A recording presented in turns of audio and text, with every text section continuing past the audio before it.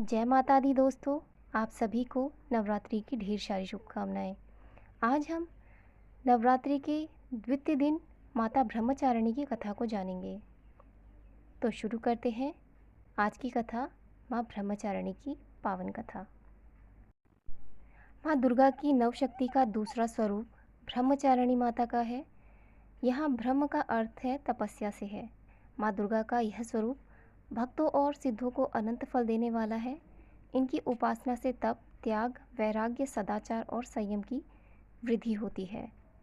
माता ब्रह्मचारिणी का अर्थ तप की चारिणी यानी कि तप का आचरण करने वाली देवी या यह रूप पूर्ण ज्योतिर्मय और अत्यंत भव्य है।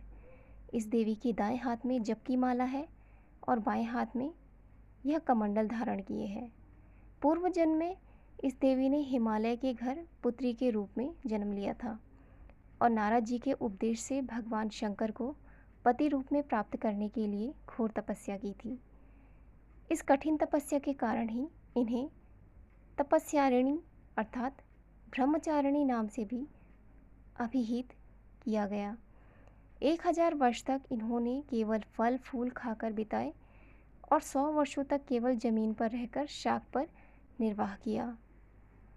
माता ब्रह्मचारिणी का जीवन अत्यंत प्रेरणादायक है। उन्होंने कठिन तपस्या करके किस तरह भगवान को प्राप्त किया, उन्हें कितने अपने जीवन में त्याग किए और ईश्वर को प्राप्त किया। कुछ दिनों तक कठिन उपवास रखे और खुले आकाश के नीचे वर्षा और धूप के घोर कष्ट सहे। 3000 वर्षों तक टूटे हुए बिल्व पत्र खाए और भगवान शंकर की आराधना करती रहीं।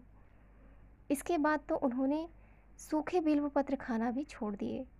कई हजार वर्षों तक निर्जल और निराहार रहकर तपस्या करती रही। पत्तों को खाना छोड़ देने के कारण ही इनका नाम अपर्णा पड़ा। माता का एक अन्य नाम अपर्णा भी है। माँ ब्रह्मचारिणी का यह दिव्य स्वरूप हमें शक्ति प्रदान करता है और साधना करने की क्षमता प्रदान करता है। कठिन तपस्या के कारण देवी का शरीर एकदम क्षीण हो गया। देवता, ऋषि, सिद्धगण, मुनि सभी ने ब्रह्मचारिणी की तपस्या को अभूतपूर्व पुण्यकृत्य बताया, सराहना की और कहा, हे देवी, आज तक किसी ने इस तरह की कठोर तपस्या नहीं की। अब तपस्या छोड़कर घर लौट जाओ, जल्द ही तुम्हारे पिता तुम्हें बुलाने आ रहे हैं। माता की कठोर तपस्या से भगवान शिव प्रसन्न हुए और उन्हें पति रूप में प्राप्त हुए। माता ब्रह्मचारिणी की कथा, इसका सार यह है कि जीवन के कठिन संघर्षों में भी मन विचलित नहीं होना चाहिए। माँ ब्रह्मचारिणी देवी की कृपा से सर्व सिद्धि प्राप्त होती है। दुर्गा पूजा के दूसरे दिन देवी के इसी स्वरूप की उपासना की जाती है और माता अपने भक्तों को अपना आशीर्वाद देती है। अब हम जानेंगे कि माता को भोग में क्या चढ़ाया जाए। तो माँ ब्रह्मचारिणी को नवरात्रि के दूसरे दिन चीनी या गुड़ का भोग लगाना शुभ माना जाता है। आप मिश्री भी चढ़ा सकते हैं, जिससे लंबी उम्र और अच्छी सेहत मिलती है। आप चीनी गुड़ से बनी मिठाई, दूध और पंचामृत का भोग भी लगा सकते हैं। कुछ मंदिरों में उन्हें कद्दू या दूध और बर्फ़ी का भोग लगाने की परंपरा भी है। तो जो भी आपके पास भोग है माता के लिए, आप वो लगाइए और माता की कृपा पाइए।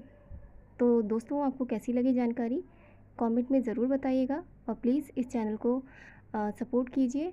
और अगर जानकारी अच्छी लगे तो लाइक कीजिए, कमेंट कीजिए, सब्सक्राइब कीजिए और अपना साथ यूँ ही बनाए रखिए। और माता आप सभी पर अपनी कृपा बनाए रखे, ऐसी ही कामना के साथ जय ब्रह्मचारिणी माता, सब पर अपनी कृपा बनाए रखना।